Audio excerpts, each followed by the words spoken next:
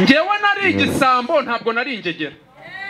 Aba bantu amabasibi menera ye mu gipangu biba n'imyenda ku mugozi ni ingegera ntabwo ari igisambo. Ko naranguzaga miliyoni 13 commercial mu magazine atarayange. Nakoreshaga inama ya burugumesitiri nkiba imirenge amasegiteri 3 miliyoni 3 n'igice babeshya ko nzabakoreshereza umuhanda na n'ubu sindawukoresha. Nabasabye imbabazi 2008. Nararaga musi gitanda cy'umugore n'umugabo mukaza kuryama mpari. Hari n'abasaka kuryama mbere yuko baryama bakabanza bagatikagurana nkabategeza kugira ngo banze biyunga. Bamara kwiyunga nkabiba nijoro basinziriye. Ubu no muri riteraniro ntago naburamo 3 nabanze munsi y'igitanda cyabo. Nyoboye amabandi 73 harimo umugenzuzi n'ushinzwe discipline na secretary ufite masters n'umubitsi muri sansiye kuko twari twarize. Kumva amafaranga yahindutse impapuro, telefone igahinduka isabune cyangwa ibuye. Ninge wabikoraga. Kandi ubwo niyo naguhaga isabune nabaga nakubashye kugira ngo uzabone n'icyo umesheshe. Ubundi naguhaga igitiritiri cy'ikigori. Nta burozi bwabagamo, nta n'imiti yo mu bapfumu, n'ubumenyi bwo mu mutwe n'abadayimoni benshi. Nitwaga Rasta kandi nta musatsi ngira. Barabara batirasta kwibisha ikaramu, gutanga akazi nta kongira, gusoresha abaturage ntakorana na leta, kurara munsi y'igitanda cy'umugore n'umugabo bakaza kuryama mpari, umukino witwa izubwenge, kubiba n'ubumanuzi, katana originali, gukodesha amazatara yanjye. Nari mfite imfunguzo 700 nacurishije. Iyo nageraga nkasanga igipangu gikodeshwa narajye kinguraga nkagishyiramo umupangayi. Kiduka CID 2 zateruriye hano inyuma, muzafite abahungu bazi gufata.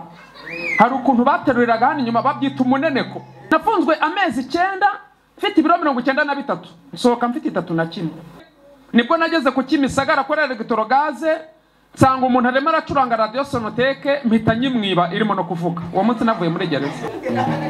Aho nawagura umugi rwitwaga ijisho nasanga Irene n'umutwe nkagenda ntakozeho kugira ngo ntababazise. Uko nabaga nibyeriye tena colonel baravuga ati yibye umusirikare ukomeye bagateza cyamunara inzu nabaga mfite ndi peseka mfunze 19 satara.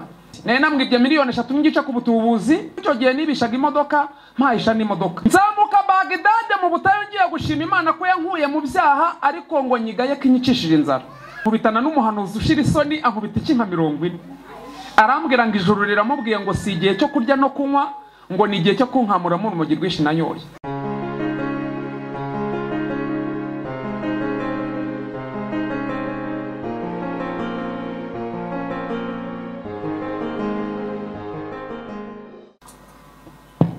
Nigize gukena cyane ndakena cyane 2006 n'ubu ntabwo nkize ariko uko biri biraruta mbere. Wewe uko biri ntibiruta mbere? Ndakena kandi nkena narigize gutunga amafaranga menshi. Natunze miliyoni 43 mfite imyaka 19. Muri 98 ndi mukuru. Ndabura amezi make nkuzuza 45. Ndabura amezi nka 3-4. Ariko kera nk'urumogi nari narashaje. Kera nk'urumogi nari narapfuye mpagaze. Ariko mpuye na Yesu amaje kunduhura ampindura umwana. Seduye ntiwagira ngo mfite 35. Mugisha none nayizanye. Habundi wakimariye ugaye tuva pastor. Imariye wituba umushumba. Amafaranga arahari, amafaranga ntabwo ari mu ijuru ari mu bantu. Amafaranga aba mu bantu ntago aba mu ijuru. Kora ubukwe bahite bakwimika rwose. Aho wamenya ko ari nge. Aho nawagura umugi rwitwaga ijisho nasanga Irene n'umutwe nibera ku nyanja nkagenda ntakozeho kugira ngo ntababazise. Ariko mpuye na Yesu aranyunamura. 2006 ndakena kandi niba hari ibintu bivunana nukubanza amafaranga nyuma ugaheruka ubukene. Afazari wabanza kwiga ishuri ry'ubukene ugaheruka amafaranga. Bundi hari ibintu bine biranga umuntu uhoranya amafaranga nyuma akamushirana. Ibintu bine mbibabwire biranga umuntu uhoranya inote nyinshi nyuma zikamushirana. Icyambere kimuranga arangwa no kugendana impapuro nyinshi ukagira ngo ni ministeri. Umuntu ahoranye nka miliyoni 100 nyuma zikamushirana. Agendana dokima nyinshi ukagira ngo ni minister. Icyakabiri kimuranga arangwa no gutunga umusatsi uhagaze umeze nk'uwabyara Imana Yevina aratarapfa. icya gatatu kimuranga arangwa no kugenda akora mizire nk'umuntu urimo kudija korale muri repetition, anijya akora ikimenyetso kimeze nk'icy'umusara, burya barimo guteranya byanze kuvamo. Icya kane kimuranga arangwa no kugira ibyo yemera n'ibyo yanga. Muhura hari ibyo yemera n'ibyo yanga. Kubanza amafaranga ugaheruka ubukene ni ibintu bibi. Ngaho nimuyinyuzemo vuba vuba igaruka kugira ngo mutayirangariramo. Ko ndagana ku musozo, iyo uzakora igihe kirekire uvuga ibintu biki. Kandi ushaka gukundana n'abantu uhagaze imbere ubava imbere bakigukumbuye.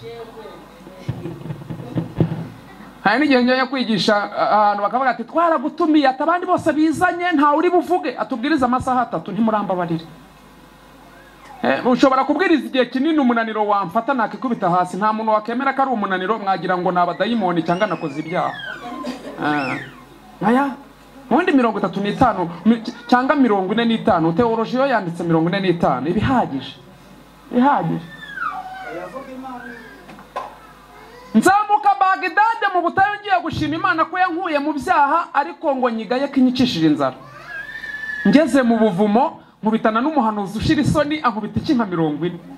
Arambwira ngo ijuru riramubwiye ngo si igihe cyo kurya no kunywa, ngo ni igihe cyo kunkamura mu rumogi rwinshi nanyoye. Ya papa inzara irandya. Ubwo uko nabaga nigereye tena colonel baravuga ati yibye umusirikare ukomeye bagateza cyamunara inzu nabaga mfite ndi peseka mfunze 19 satara.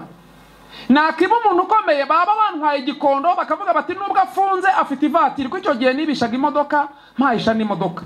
Nyoboye amabandi 73 harimo umugenzuzi n'ushinzwe discipline na secretary ufite masters n'umubitsi muri lisansi kuko twari twarize. Ariko icyo gihe nari mfite akatitire gato, icyo gihe nari mfite imanite gusa. Ariko maje kwakira agakiza nkomeza kwiga. Aha fungwa amezi 6, fungwa amezi nafunzwe amezi 9, mfite ibiro 93, nsohoka mfite 31. Kandi uwo munsi naziraga miliyoni 3 z'umupolisi inspector of police, naye namwibye miliyoni 3 ngica ku butubuzi. Mujya mwumva ibintu byitwa ubutubuzi, kumva amafaranga yahindutse impapuro, telefone igahinduka isabune cyangwa ibuye. Ninjye wabikoraga. Kandi ubwo niyo naguhaga isabune nabaga nakubashye kugira ngo uzabone n'icyo umesheshe. Ubundi naguhaga igitiritiri cy'ikigori. Yagera imbere agasanga byahindutse ati byahindutse impapuro, batitaha yakwemeje. Nta burozi bwabagamo, nta n'imiti yo mu bapfumu, n'ubumenyi bwo mu mutwe n'abadayimoni benshi. Saa 9 z'amanywa ndagenda ndamurya miliyoni 3 n'igice hashize nk'iminsi nk'itatu, mfatirwa kwa mukanga he mu Gatsata.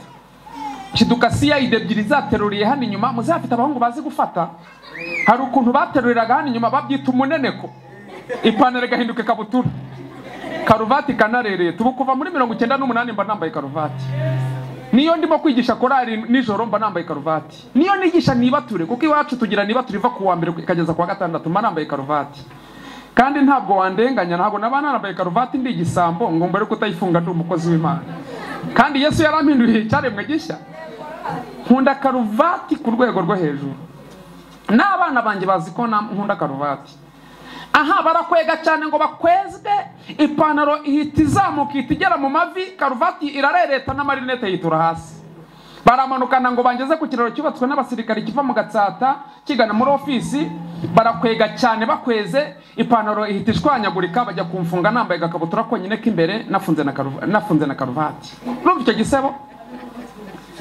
Ngo ngera muri ofisi nsanga inspector of police arimo genda unzanire y'umugozi. Sanga inspector of police arimo yambaye civile, abwira komanda aramubwira ati niyo wanyibye. Aha yayitunganyije. Sanga arimo abwira komanda yakemutse. Ahita abwira komanda ati niyo wanyibye. Komanda aramubwira ati ni igisambo ruharwa. Bazana igitabo banyandikagamo. Nitwaga Rasta kandi nta musatsi ngira. Barabara batirasta kwibisha ikaramu, gutanga akazi ntako ngira, gusoresha abaturage ntakorana na leta, kurara munsi igitanda cy'umugore n'umugabo bakaza kuryama mpari, umukino witwa iz'ubwenge, kubiba n'ubumanuzi, katana originali, gukodesha amazatara yanjye. Nari mfite imfunguzo 700 nacurishije. Iyo nageraga nkasanga igipangu gikodeshwa narage kinguraga nkagishyiramo umupangayi. yamaramo iminsi 3 bagakubita bakanagahanza amafaranga narayatwaye. Ariko mpuye na Yesu 2003 aranyemeza. Ndaje ngane ku musozi mbabwira uko Yesu twacakiranye.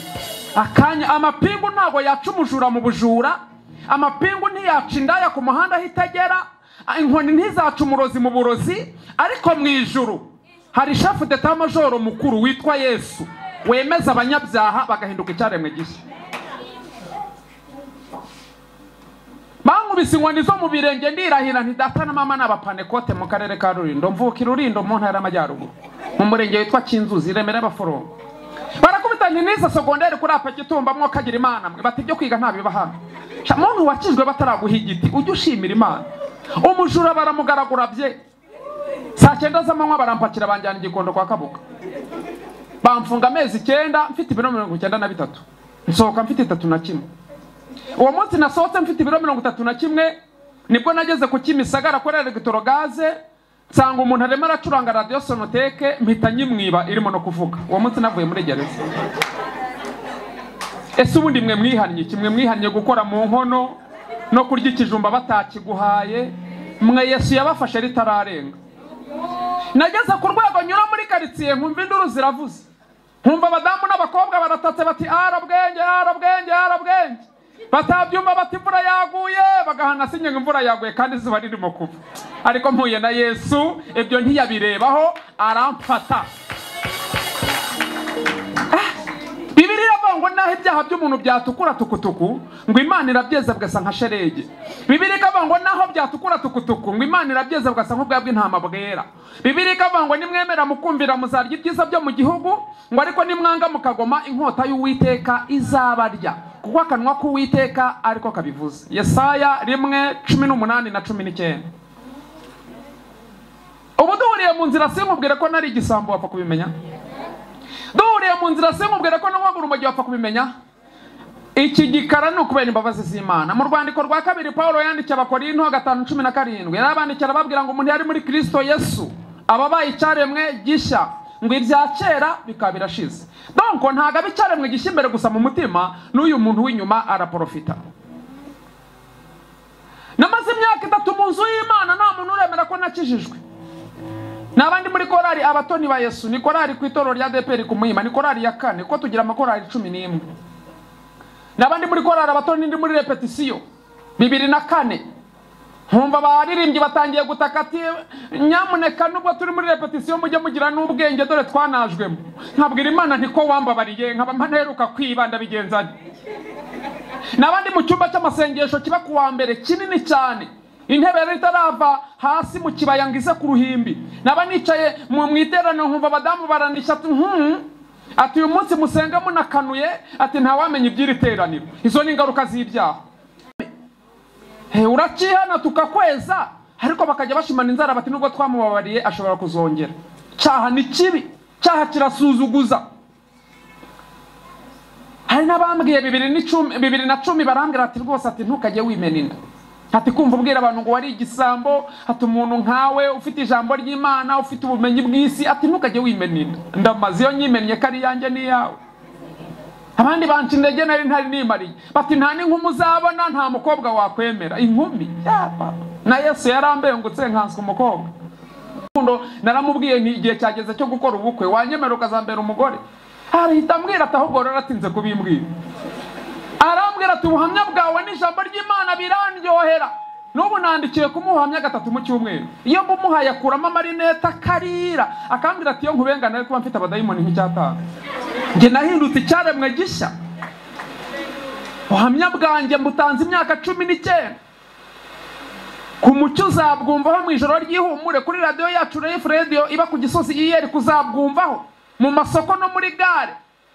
Uzahansanga mbwiriza ubutumwa bwiza. Yesu yicaye muri nge, niyo mpamvu gutangaza imbabazi Yesu yangiriye mbivuga ndi fier. Abantu barimo kwanga kuvuga aho bavuye bagira ngo bafite gahunda yo gusubirayo. Kandi niba hari ikintu gikomeza umugenzi kigakomeza nabo bari kumwe ni ubuhamya. Burya Satani nakwiba ubuhamya uzamenye ko yakurangiye. Reba ku munsi nazibagirwa, ni umunsi nanyweye urumogi ndarumeneka, nkora urumogi amabura 6, urumogi rwitwa Gasangire, n'urumogi nararucomaga namara kurumeneka nkahita nkubita icyo bita pansiya. Iyi ngendo bayita kudatonekisa, bayita inyanja. Nkagera ahantu ntiniko ju batirayani yadushuje byarangiye. Nitwaga Rayani, nitwa igenge, ndi hasara, ndisani. Ndisani ngenda nk'umuntu ugenda mu mazi. Ndigenge kandi na n'ubu barahari. Hari igihe ncomoka ntigise gutigita n'ukugenda. Nkacomoka najya mwirigara naho umukozi w'ijisho arumwe. Nahagera nti niko Rayani batiyego genge nti namwe banigati wa mutafu yabaye pastori man.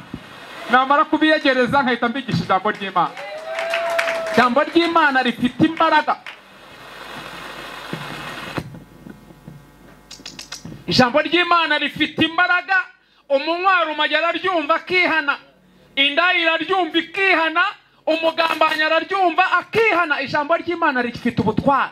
Bibiliya iravuga ngo ni inkota icaye, ngo ifite amugi impande zombi, ngo irahinga igahinguranya, niyo yemeza umusinzi wanywaga akanyanga n'ivubi na yewe muntu. Ijambo ry'Imana yaryumva agakizwa, akajya abwira umudamu we ati mpereza igikoma saa saba z'amanywa. Umugabo agahoza igikoma gutya yambaye na karuvati saa saba z'amanywa. Yesu aremeza, akemeza umuntu wanywaga akanyanga, ahajyaga akanyanga akajya igikoma. Yesu ni umutwaro utwara abatwara. Mumpera icyubahiro, umukomere n'amashyi kabyara abahungu n'abakobwa. Hari igihe njya kumva nkumva sinzi ahantu nimero yanjye bayikuraye, kuma nkumva umuntu arampamagaye ati ngewe nyoboye polisi mu karere ka Nyarugenge, wadufasha gukora umurimo w'Imana. ADPR ko yabitwemereye, ukaza nk'umwigisha tukagotagota indaya n'abanywa umugi n'abajura tukareba ko bakizwa. Yewe we najya ko nkabona nimero ya Ayuwa irampamagaye, natekereza kera ukuntu bajyaga baterurira hano inyuma. Nareba igiterane ndimo kirimo umuyobozi wa polisi n'uw'ingabo ari njye mushyitsi mukuru, nkabwira Imana nti ndagushimiye. Reka mbabwira agakiza gatuma n'umuntu agira n'icyubahiro. Ariko tekereza no kugira ngo nicarane n'umudamu ufite ishakoshi ntiyikange ngo ndibukoremo. Akavuga ati umuntu umukozi w'Imana ntagikorakora, yahindutse icyaremwe gishya. Agakiza ni keza, mukikomezeho. N'utarakira agakiza akakire, n'uwakakiriye akagundire, kuko mu gakiza niho harimo amahoro gusa. Munsi ntazibagirwa no munsi nanyweye urumogi ndarumeneka njya ku mubumbe. Umubumbe ni furi, furi ni horo, horo ni izunga, izunga ni pansiya, swingi. Yewe Barayani menasi aturanyicasi, ati nyica ku ihene. Ihene wayimenya, si ihene ni senkisi. Kunyica ni ukumpa urumogi, ariko mpuye na databuja aranyunamura. Maje kurumeneka narindi ku Kacyiru, ndimo ngana kuri ADPR Kanserege. Nsanga umugabo n'umugore barimo baraganirira mu cyumba, mpita ninjira muri salo yabo, mpita ncomokora televiziyo. Urumogi rurambwira ngo ninyitware mu mufuka y'ipantaro. Urumogi rurongoza, ariko muri iri terano nta muntu Imana yabakije sangirene ngo ihereze icyubahiro.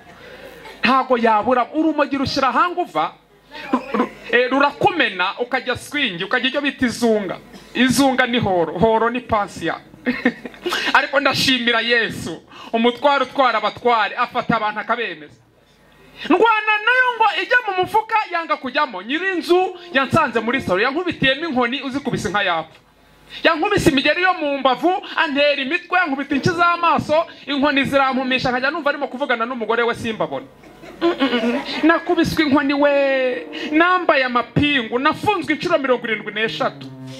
Bankubise iki z'amaso, banteye amatafari ku mugaragaro. Naba nibye umuntu bakavuza indu bati nimugotagote, bantera amatafari. Bigeze kuntera amatafari ahiye ndi mu gatsata. Ndashimira Imana ko ntahaguye. Imana yambonagamo umukozi muri kino gihe. Ndashaka guhumuriza umugore ufite umugabo wamunaniye. Ndashaka guhumuriza umubyeyi ufite abana babaye ibirara. Ndashaka guhumuriza umukobwa ufite basaza be babasinzi. Komeza wubahe Imana, wirinde icyaha n'igisa nacyo. Iyahamagaye Rwaregisi iracyakomeje akazi. Kandi icyo nkundira Yesu, ashobora kukubabaza imyaka 10, yaguteturura ukwezi kumwe akakwibagiza imibabaro yose ubabaye. Mwe ni mumwikomezeho, mumwubahe. Iduhamagara niyo kwizerwa, no kubikora izabikora. Hari umunsi nari ntemeye mu majyepfo mu karere ka Ruhango, umuntu arandangira arambwira ngo hari umuntu w'umukire wahororeye dendo 700 ngo nzakodeshe Daihatsu tujye kuziba. Nkodesha Daihatsu n'umushoferi w'igisambo, turagenda tugeze mu karere ka Ruhango, aparika Daihatsu ku ntenyo, asigara yirinze kugira ngo batarya retroviseur. Nurira igipangu, ngeze mu gipangu imbere nsanga umukire yororeyemo dendo nyinshi afite n'inka z'inyarwanda. Ngeze muri za nka ku bantu boroye inka, nk'iyo yumvishije umuntu nijoro iravumera. Ngo ivumere, nyir'urugo abwira umugore we ati hashobora kuba hinjiyemo igisambo. Ati kandi twibwe igihe kirekire. Ati mpereze umuhoro, umpereze na ya sitimu njye kureba. Arasohoka ngo acekinge mbona ari bunteme, mpita mukubita icyo bita pansiya, mukubita wezidoro, ninaga mu nkeshe eshatu, mfunga amaguru neza, ntega amaboko nk'amahembe y'inka. Arabarasanga zose n'inka. Ngewe nari igisambo ntabwo nari ingegera. Aba banurama basiba imenera yo mu gipangu biba n'imyenda ku mugozi ni ingegera ntabwo ari igisambo. Ko naranguzaga miliyoni 13 commercial mu mangazini atarayanjye. Nakoreshaga inama ya burugumesitiri nk'ibi mirenge amasegiteri 3 miliyoni 3 n'igice. Babeshya ko nzabakoreshereza umuhanda na n'ubu sindawukoresha. Nabasabye imbabazi 2008. Nararaga munsi y'igitanda cy'umugore n'umugabo mukaza kuryama mpari. Hari n'abazaga kuryama mbere yuko baryama bakabanza bagatikagurana nkabategeza kugira ngo banze biyunga. Bamara kwiyunga nkabiba nijoro basinziriye. Ubu no muri riteraniro ntago naburamo 3 nabanze munsi y'igitanda cyabo. Haraho nabivuze numva umudamu arasimbuta ati muranyumvira namwe. Ati ubu cyangwa ni wanjye kirahaza. Abadamu nta mikino bagira. Nakoze igiterane Nyagatare cyo kurwanya ibiyobyabwenge 2013. Ko ngiye uruhimbi ndumaze igihe kinini. Si kinini cyane ariko imyaka 17 mbwiriza ubutumwa bwiza ni myinshi. Hanyuma ndi mu giterane cyo kurwanya ibiyobyabwenge ndigisha ntanga n'ubuhamya mvuga ukuntu najyaga mpura niba abantu ngiye kumva numva umudamu arasimbutse ati cyangwa nico cyanyibye. Ndamubwira ntibakwibye ryari ati ni 2010 ni 2010 navugaga ubutumwa bwiza ati nangiza ngo nicyo anyita ikintu incuro ebyiri. Izo ni ingaruka z'ibyaha. Ariko banyetororo ndashoje niba hari ikintu iminota yawe namuhera cyahari mba nshaka kuyiza imbere nibyo byiza. Nta kibazo hasiga iminota 30 yose. Niba hari ikintu kivunanye, niba hari ikintu kivunanye ni umujura arababaza muri kino gihe kandi nanjye kuva nakizwa amaje kunyiba inshuro 16. Bibiliya iravuga ngo uko wagenje niko uzagenza. Umujura ni umugome. Reka mbere cyukuntu umujura ari umugome. Reba umuntu ukajya kurotira udufaranga muri banke ari inguzanyo mwahura akayakwiba. Reba umuntu ugufata, reba umuntu ufata umwana wawe wajyanye merevare ku ishuri akamubwira ko vero motera gonganye n'indege akabara yamwibye. Reba umuntu ukwataka mu nzu burya weguje umutwe yawukuraho. Ubundi ushize muri logique y'ubumenyi bw'isi twiga umujura kwiye gupfa. Ubwo mwana ariza agiye guhita avuga ati soye kutapfuye nyine niyagisikize kubera ko Imana ari umutunzi w'imbabazi ibibona mu ivuga iti ejo nejo bundi namufata kankamukuramo umukozi niyo mpamvu irinde umunyabyaha. Ariko ubundi ushize muri logique y'ubumenyi bw'isi twiga umujura kwiye gupfa.